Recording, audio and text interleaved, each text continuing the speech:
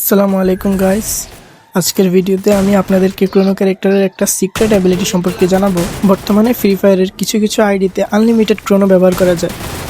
তো আপনি কিভাবে বুঝবেন যে আপনার আইডিতেও আনলিমিটেড ক্রোনো ব্যবহার করা সম্ভব? তাই আপনি ক্রোনো ক্যারেক্টারের অ্যাবিলিটিটা নিয়ে সাথে নীল কালারের যন্ত্রটাকে নিয়ে সাথে সাথে চলে যাবেন সিএস র্যাঙ্কের ভিতর। তারপর সিএস র্যাঙ্কের মার্কেটে নিচে যাওয়ার পর দেখবেন 300 টাকা দিয়ে আরেকটি ক্রোনো পাওয়া যাচ্ছে। তারপর সাথে সাথে ওইটাকেও পারচেস করে নেবেন। তারপর এনিমির মুখের সামনে গিয়ে দোনোটা ক্রোনো স্কিল একসাথে চালু করে দিবেন। এখানে ভিডিওটা একটু ফাস্ট করে দিচ্ছি, আপনারাই দেখেন এখানে কিরকম যুদ্ধটা হয়েছে।